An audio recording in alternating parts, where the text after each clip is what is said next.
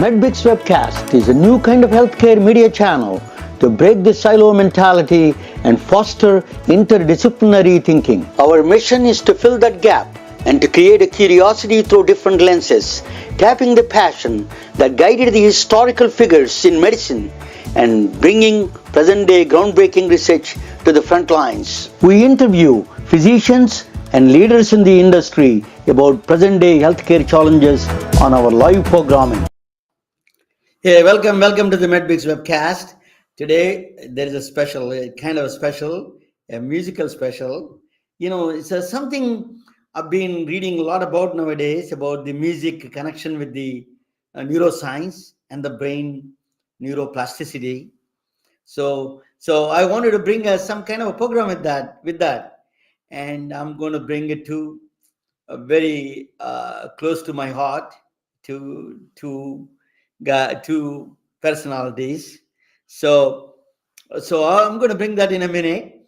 But let me tell you a little bit introduction to my name is Ramesh Annamraju. I'm the MedBix host of the MedBix. Let me introduce you I'm going to read it a little bit, if you don't mind, about this coming episode, what kind of music and what kind of things that you can expect,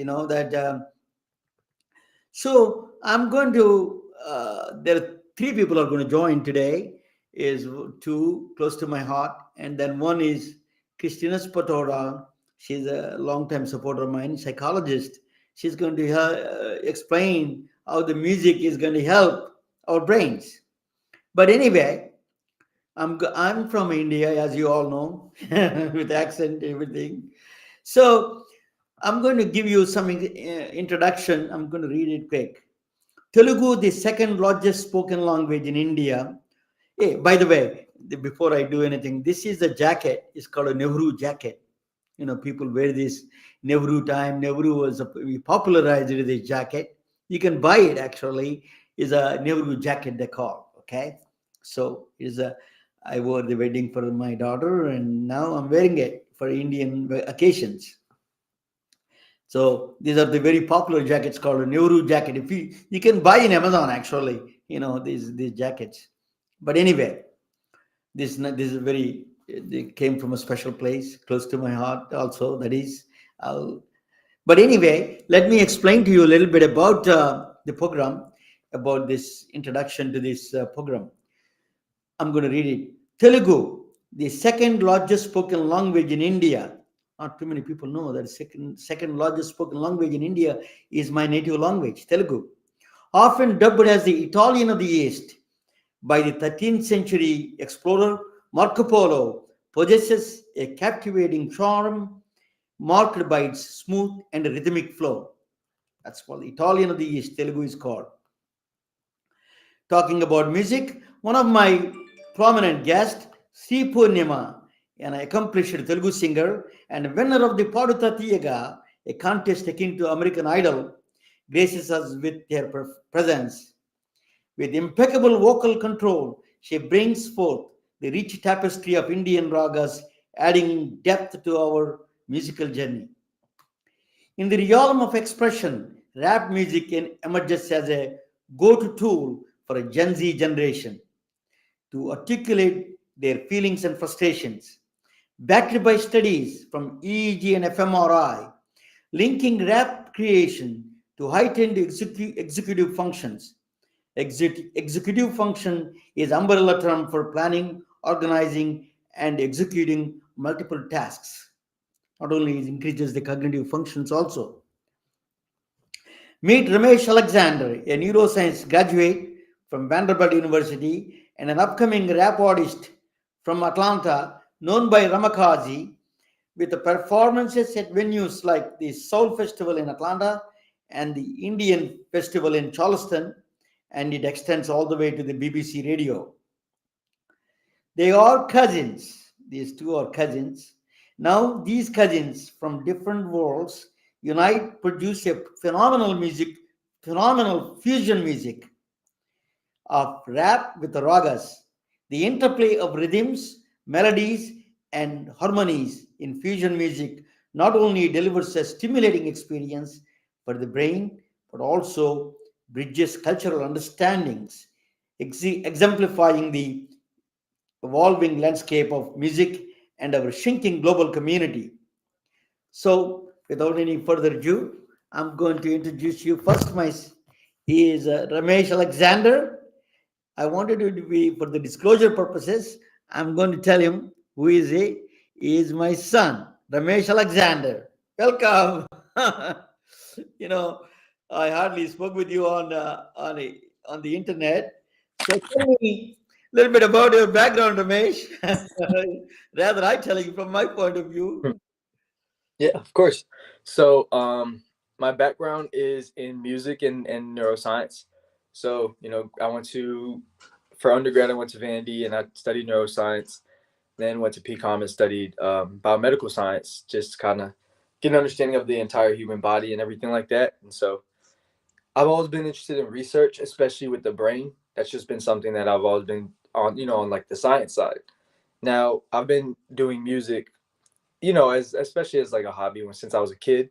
I started writing when I was like really young, started getting into, freestyling, things like that, poetry. And so even in Vandy, I was doing like spoken word and different things, open mics, different things like that.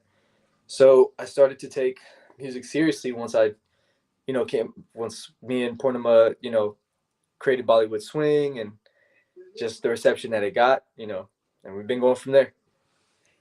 Okay, so before I'm going to play, I don't know, I'm waiting for the. Let me ask you. So Telugu is a language that you know a little bit about the exposure to Telugu Conchum conchum. with the Bama, with my mother, your grandmother. Um, you got exposed and you went to India and then you exposed more. You met Purnima there. So, what is your musical influences from India that you have when you are creating a rap music? Yeah. So I'll say there's some very like literal or some very like directly translatable elements. So like, with Bollywood Swing, we incorporate a lot of tablas, and some certain what's it called? Certain elements of raga that like and Carnatic music specifically in the background vocals and things like that.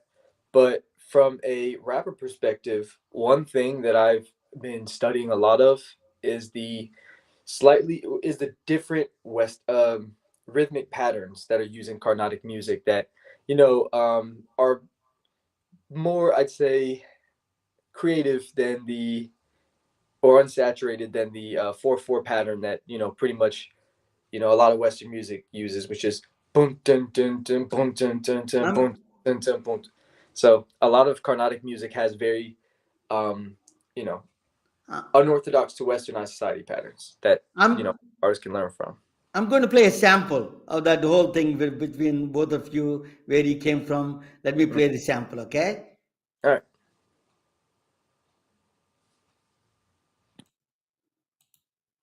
పాడుతా తీయగా చల్లగా పాడుతా తీయగా చల్లగా శ్రీ పూర్ణిమ సరి సరి మగలు తెలిసిన గడసరి చిగురు సొగసులు నీవేలేరా సరి సరి మగలు తెలిసిన గడసరి చిగురు సొగసులు నీవేలేరా సరి సరి. Got the parking lot pouring shots of Bacardi to the top. Yeah, we call it a masala block party.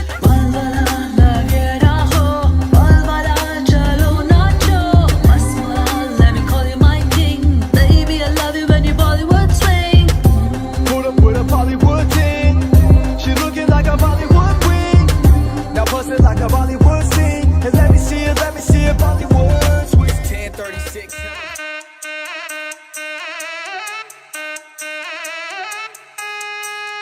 Throw it all around the world, all around the world, all around the world. Throw it. She a fly little diva, that be going to my head, no Khalifa.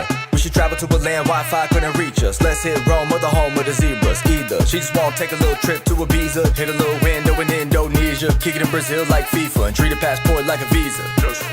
Model in France like damn Mona Lisa. Now she wanna dance on the pyramids of Giza and Chichen Itza. Land in Geneva, then make it rain bands from the Tower of Pisa. All around the world, all around the world.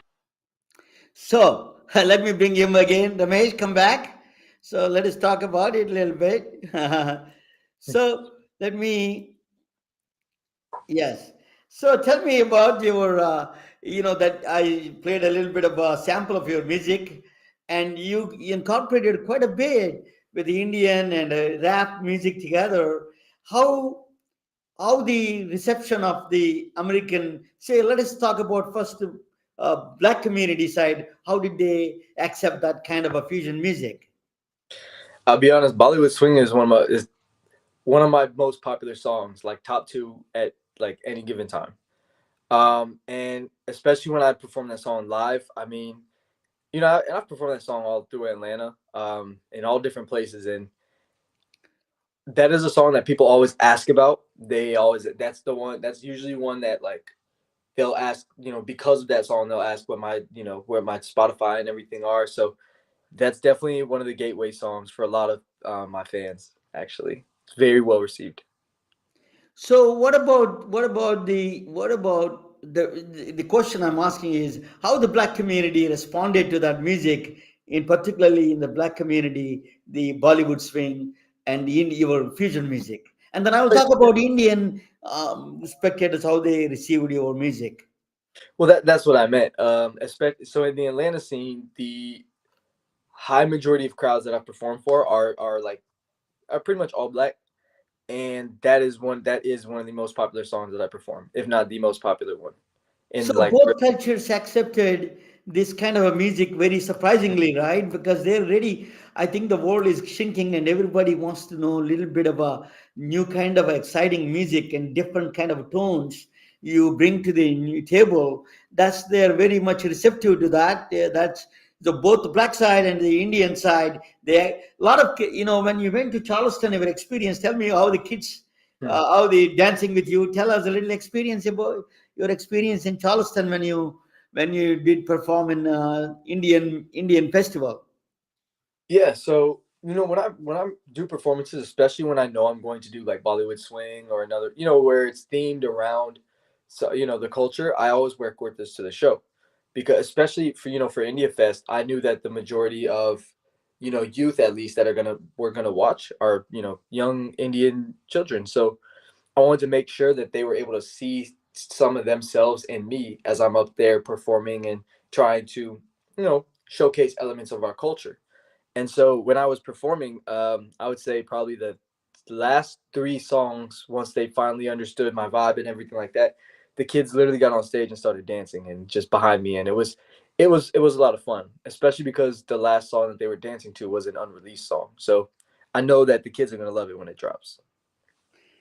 I'm yeah. That's a, so. How do you explain the brain and the connection with the brain and all this music and expansion of the brain? So, when you were a kid, I remember you would what one of the things surprising me when you were a kid when people and the parents usually have a negative connotations about the rap music.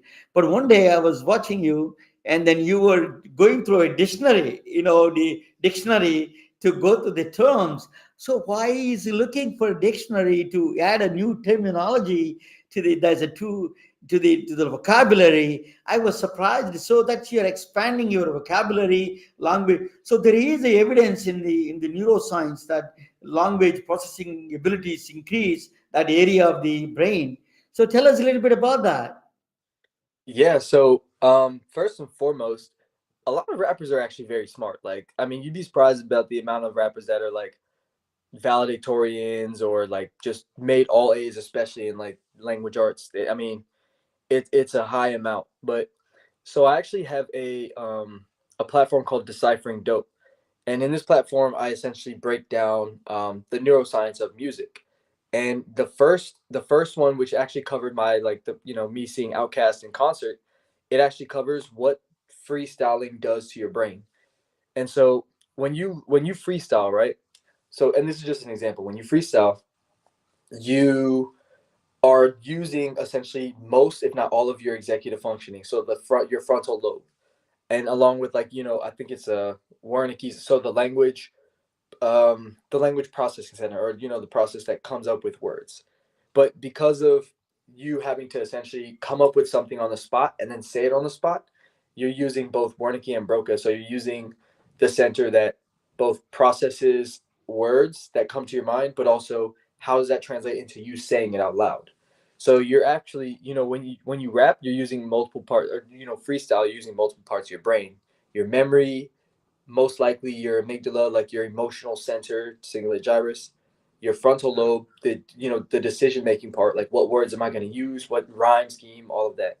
So I would say freestyling and just rapping in general are very good tools for helping you, your memory recall, for helping your emotional memory, as well as helping with your frontal lobe.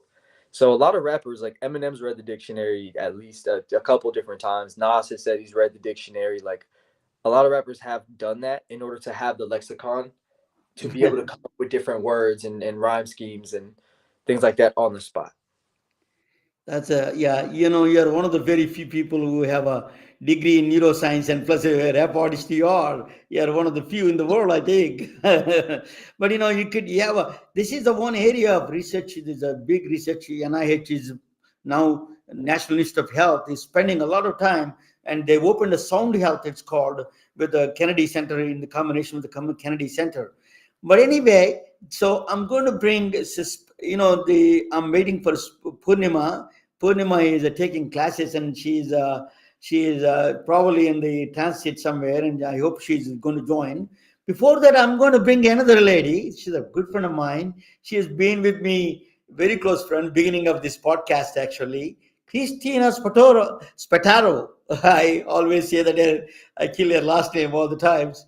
She is a very good friend of mine, and she's a psychologist. She actually deals with a lot of disadvantaged youth in the Bronx. She's from Bronx, New York, and she deals with a lot of the kids go through a lot of trauma and experiences. I'm going to bring Christina a little bit into the table. Let me bring Christina. Hello, Christina. Hi, thank you for Welcome to having the me. How are Medbix you doing webcast. today? you know, Tell us a little bit background of yours, says Christina. You're a close friend, a long time friend for me. I know you for a long time. Tell us a little bit about yourself. So, I am a psychotherapist and relationship coach. I have been one for over 18 years. I work with children and adults, and I just have a passion for helping people to basically be who they were intended to be before life got in the way and started messing with their heads. So I'm going to ask you this question. Hmm. That today is a special program I'm doing is on the music, on the psychology, the Hmm. a lot of people relate to the rap music, particularly you. You're from Bronx, Hmm. you understand that journey of those people, their frustrations, their feelings. They can express through that language. Is Hmm. kind of an outlet for them. Tell us a little bit about that, if you don't mind, and I will bring my son also to Of the. course. We all three can together. Yeah, just a minute. This is 1 second. I'm going to bring all of us. Yeah. Hi. Hi. Yeah. So that's my son, and you. There. Maybe. Nice to see you. Yeah. Good to see you too. So tell us a little bit, Christina. What do you think of a little bit? If you take the camera a little bit far, yeah, we can Okay, see your. yes, Yeah, somehow I that's it. wound up super close to you. Let me move Super this close to back a me. little. How's that? So I don't look as That's scary. perfect. I'm just a giant head. Um, I really was impressed by what your son was saying because in my studies in psychology, clinical neuro was actually one of my favorite areas. I was actually considering specializing in clinical neuro, but I really enjoyed the direct client work working with the children. So that's how I ended up there. But music is so powerful, as you basically expressed in terms of many of the rappers. And I do, if I'm not mistaken, I think of rap is, if not the I think if the Bronx is not the birthplace, I think it was definitely one Yep, of it the is first place. It is the birthplace. Yes, I'm right. 100%. So you're so right, because basically it does involve using all those centers of the brain. I mean, there have been numerous studies that have shown how music affects mood, how it affects memory, how it affects cognition. They've actually done studies where playing music for stroke patients, these stroke patients have had better cognitive outcomes though for those that listen to music consistently than those that didn't. In fact, they even did it where they did audiobooks versus music. And again, the music had the better outcome because music stimulates the limbic system. When you play music, you see those centers light up. So it helps the emotions. Music is so tied to memory. How many times, if you like hear a song from the past, it brings you back there. So this is why they've even found people who've had brain injury that are then have music or have music played for them, they will have better outcomes. And then they also find music helps people physically. There's something about the vibration. They've used vibration in music to help children with cerebral palsy, and they've seen good outcomes there. I mean, music is such a powerful force for healing. It's no wonder it's such a rich part of our cultural heritage. Ramesh, binaural beats. I don't know exactly the word. So can you tell us a little bit about that binaural beats, or something that natural frequencies that people respond to? Alzheimer patients particularly recall the. Can you tell us a little bit, Ramesh? Yeah. Yes. So right before I get to that, I actually want to follow up with the point you were making, like with music and memory. There's so especially with Alzheimer's and dementia patients. I don't know if you've seen the study, but they're Yes. saying when they play drums, or if they learning how to play the drums actually helps with their, like, learning rhythm actually helps with their memory Yes. cognition. And I think Mm-hmm. that's so interesting. Like, just learning instruments, learning how to play an instrument, it can literally help with like things like that. And they say that there are Alzheimer's and dementia patients who they might not be able to remember like their child's name, but they Mm-hmm. can remember their favorite song, and Yes. because it activates a lot of centers. So the limbic, there's multiple emotional memory centers, and then you have your actual memory center like the hippocampus. And Mm-hmm. so it's very interesting to see how that ties together. And so I started thinking about some of the mnemonic devices that we learn in school. Mm-hmm. So from like, A, B, C, D, E, F, G, which is Exactly. Twinkle, Twinkle, Little Star, to the 50 states song. Like, if I were to, Mm-hmm. to have to name the 50 states just with no rhythm, I'd have to really think about it. But I can, Alabama, Alaska, Arizona, Yes. Arkansas, California. Yes. That stuff is so helpful. And that's even within human history. A Mm-hmm. lot of stories and oration was passed down through Through song. music. Yes. And so, There, there's such a rich history of music mhm. in humans learning and connecting. That's not an accident. Mm, When we break away from the thing that we naturally gravitate to, that is usually when we have trouble. So mhm. the fact that in every culture, in every part of this world, humans respond to music in every possible way on a visceral level, that Yeah, shows the level of importance to our minds, to our bodies, to our spirit. exactly. I mean, music is the most universal language. I mean, Yes. that's why if you're watching a movie, and let's say it's a horror movie, there's Right. certain notes that are like Yes. certain instruments and notes that have to be played to give you the vibe of a scary scene. No Exactly. matter what language you speak, that music will make you nervous when that happens, or Absolutely. happy music, all Mm-hmm. that stuff. And so it is literally a way for us to communicate. Yes, it is. Wasn't there even a movie? Oh, I'm a movie buff, so you got to bear with me. Trust me, me too. So, old movies, new movies. But if you think there's an old movie, I want to say, is it late 70s, early 80s? Was Close Encounters of the Third Kind. It was like a precursor to ET, where Yeah. they actually communicated with the musical notes. Dum, dum, dum, dum, dum. And it's like music. Hmm. Yeah. Music was this language, like this alien civilization was trying to communicate.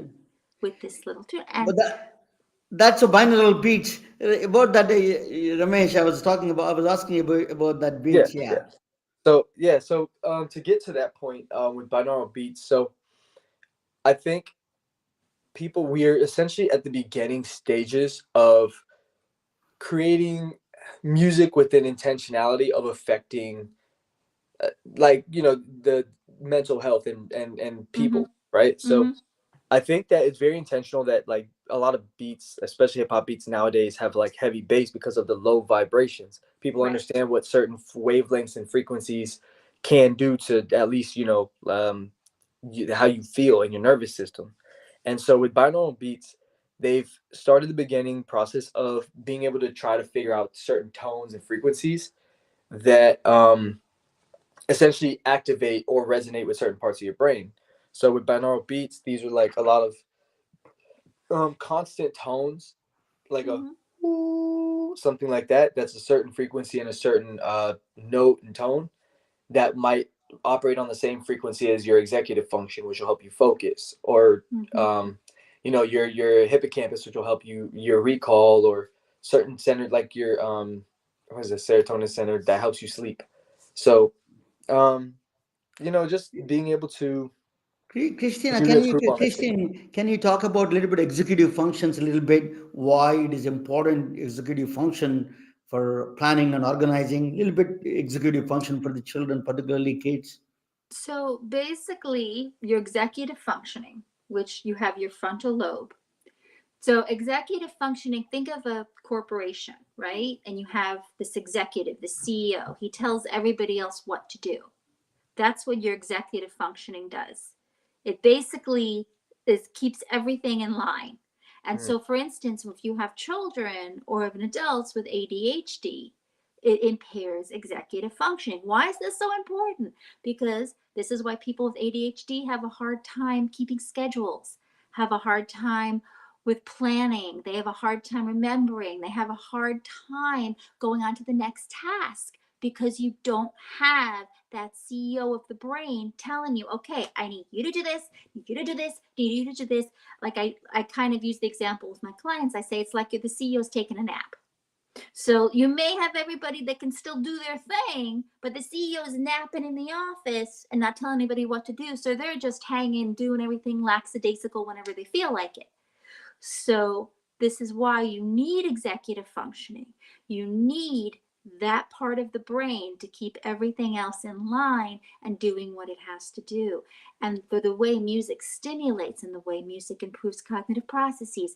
In fact, they say many of the same things involved with reading are involved with understanding music, the way we mm, string things together.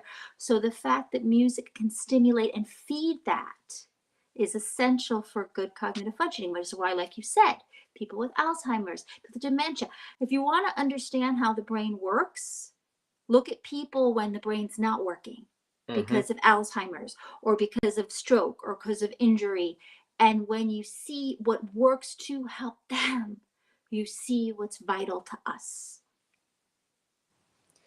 Exactly, exactly. Like the brain does have a lot of like multiple systems that'll it be involved in checks and balances. So like, Mm-hmm. we were talking about there's multiple memory centers. Some are emotionally connected, others are Mm-hmm. just memory specifically. But when one of those works, it's a functional system. But when all of Right. them work together, it's even Yes. stronger. Which is why Yes. music, it's so much easier to remember music or mnemonic devices than it Mm-hmm. is to remember information, because you're activating your hippocampus, your Yes. amygdala, your cingulate gyrus, like all of these different structures in your brain that they say, I forgot what it's called, but it's essentially creating stronger synapses. Yes. Yes, exactly. Because the synapse, that's how everything's communicating with each other. You Hmm. want, just like you want good communication with people and relationships, you want good communication in that brain.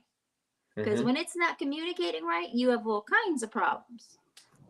Ramesh, you worked with a organization called AREACH, that is a very disadvantaged youth in Atlanta area.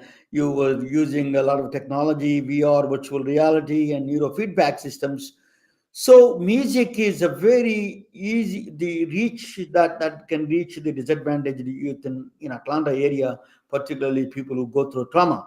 And also, Christina, after that, talking about that, then after that, I will Mhm. ask Christina also. She worked with a lot of disadvantaged youth in Mhm. Bronx area. Tell Mhm. us, both areas in Atlanta and Bronx, they have a lot of these commonalities.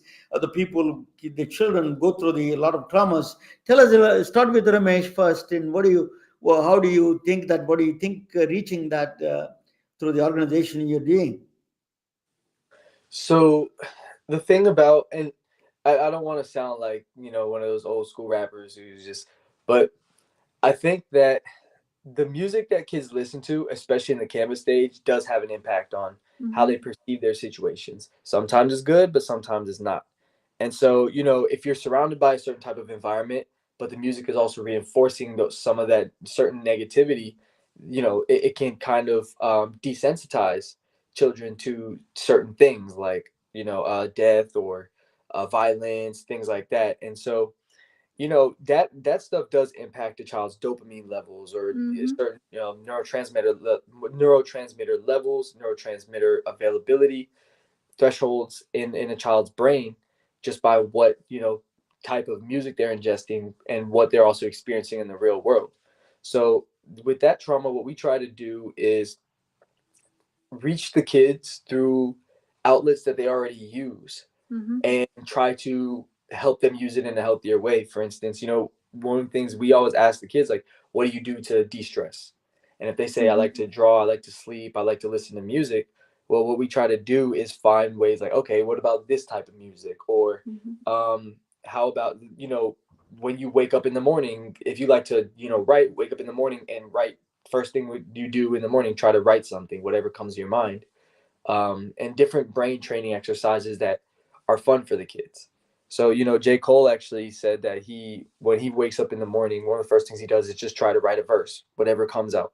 And it does a couple things. One, you just get really quick at writing verses, but Mhm. two, you're actually strengthening your frontal lobe and your language centers to be immediate. I mean, from the moment you wake up. So, I mean, it's a very good brain training exercise. Yeah. I agree completely. And the funny thing is, I've actually been to Atlanta, Yeah. and I had been there in pre pandemic days. I went to a wonderful psychology conference, and the topic was brain training and using things to stimulate the brain and train the brain and help kids overcome things like, brain injury and ADHD, things that were interfering. And the idea that when you do that, when you do use things like music, and I agree with you, everyone has the right to their artistic expression, but the power of certain sounds, of certain words, can be used for good or bad. Mhm. And that's the key. If you have music, so what is it doing to the brain? Just like certain images. I mean, I personally, I can't handle horror because I see the images, I remember them, and they stay in my brain, and it's too upsetting. So the idea is that what you ingest musically is going to impact you. It is going to impact your brain. And if your daily life is hard and stressful and the music is reinforcing that, but on the flip side, if you're listening to music that is uplifting, that is letting you know you are not limited by your circumstance, that you can actually rise above this, if it is encouraging that, then it is encouraging new neural pathways to be formed in your brain for Mhm. you to actually create new mental paths that you can follow. I think I'm watching between the discussion between both of you is fascinating to me. Both you should apply for grants together. He's a neuroscience graduate and you're a psychotherapist.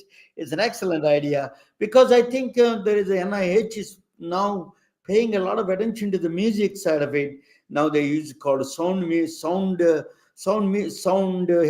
It's called sound Mm-hmm. health.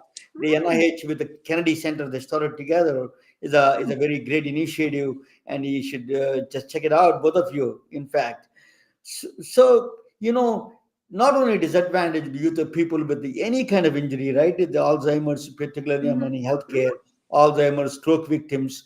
I'm going to talk about. We actually January, my my first guest in the January 10th. I'm talking with a neuro rehab physician. We'll talk Mhm. about that how the music. She's actually a degree. She has a degree in from Gilead School of Music. She has a Mhm. degree, and she's a doctor. She's a neuro rehab doctor. I'm going to talk with her about the little bit about the influence of the music on the brain. But both of you deal with a lot of these trouble, both centers. You work both here in Atlanta and the Bronx are the epicenters sometimes for the unfortunately. So they are the epicenters for the lot of trauma for children, and Mhm. people from other countries also come to these both cities. And then then they from Africa, a lot of them come to Atlanta, and then from all over Eastern Europe they come to Bronx. So they go through a lot of these traumas. Do you see that one of the things you do therapy, of course, Christina, you're a Mhm. licensed therapist. Do Mhm. you think you should incorporate music is also part of the process in the whole healthcare system? Oh, absolutely. There is even a field of study called music therapy. Now, my specific degree is not in music therapy precisely, but because I recognize the importance of it, I very much incorporate music in my therapy practice. And I'm always learning more and more about it and then bringing back what I am studying. This is the beauty of continuing ed. You can be a forever student. And I'm always bringing that back to my clients because it is important to the kids. It is helpful to them. So 100%, I Yeah. believe in the healing power of music mentally, physically, spiritually. Absolutely. I think the reimbursement also important. I think insurance companies understand this thing, should understand, Mm-hmm. and then reimbursing the people like you and Dane, my son, and all those people. They need to reward this kind of incorporate, this kind of things, and how powerful that music is can unite people. And when there is a lot of fractions between the people, the music unites Mm-hmm. them. Particularly with the fusion music that Ramesh is producing. Okay, any fine. Ramesh, you are wearing a T-shirt that is, that you can show that it is from my hometown. That is, Ramesh is my son. Yes, Mm-hmm. is Right. wearing my hometown shirt. That is Bhimavaram. It's called. That's a temple on the left side, and right side is the gentleman who got the. We didn't get the Nobel Prize. We deserved to get a Nobel Prize. Subbarao is he won the he actually he discovered the first chemotherapy drug for Mm-hmm. the children, in fact, the methotrexate. So he did a lot of other drugs. He's a very well-known biochemist and a doctor. So that's the t-shirt he's wearing. But Christina, as always, pleasure to see both of you. It is. I'm going to play this music for Ramesh, and unfortunately, the the she Purnima, yeah, Purnima could not able to join. I think so. Final word, Ramesh. You want to say final word? I play the music for the. Do you want to say something? Final words, Ramesh? Yeah. So, music. The beautiful thing about music, it's the only drug that you don't have to that you don't ingest, right? So I mean, it can be used to teach people. It can be used to break people down. It all Mm-hmm. depends on how you use it. But one of the beautiful things about playing music for a developing mind, they say that Mm-hmm. if you play classical music to a child in the womb or at a young infant as they're like sleeping, it actually there's correlation that it can improve their IQ. And I mean, even and that's just by playing that music. And then also I personally know people who they might not speak any English, but they can rap almost every word to their favorite Eminem song or their Mm-hmm. favorite Lil Wayne song, or just off of the fact that they're processing things through sound. And so just if there's my last thing to say is that for anyone out there who is raising a development mind or ever gets the chance to influence a developing mind through teaching or whatever, um, use So music for you the want to better. say some final words, Christina?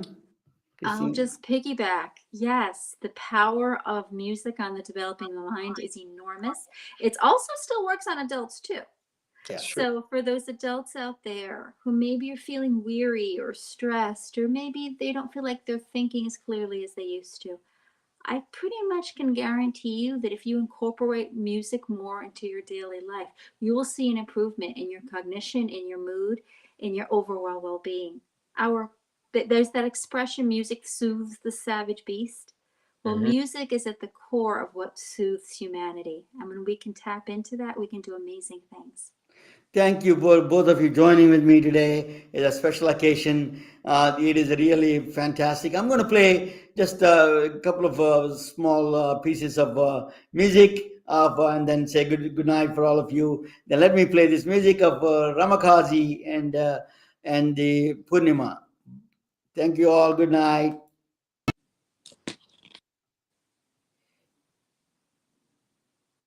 పాడుతా తీయగా చల్లగా పాడుతా తీయగా చల్లగా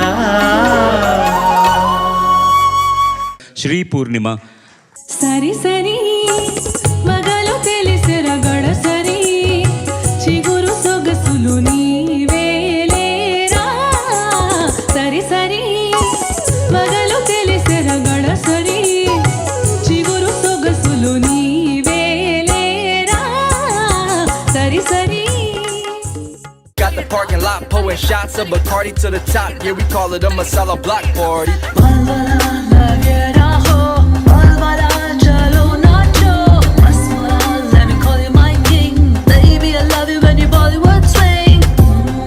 Put a Bollywood ting.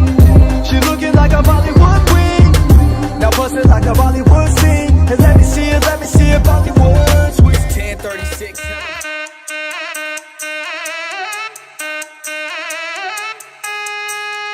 Throw it all around the world, all around the world, all around the world. Throw it. She a fly little diva, that be going to my no Khalifa.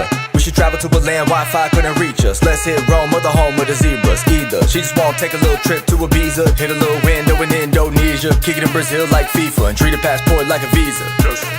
Model in France like damn Mona Lisa. Now she wanna dance on the pyramids of Giza and Chichen Itza. Land in Geneva, then make it rain bands from the Tower of Pisa. All around the world, all around the world. Thank you all joining for me. Good night. Stay on the line. I'll talk with you 1 second. How do you like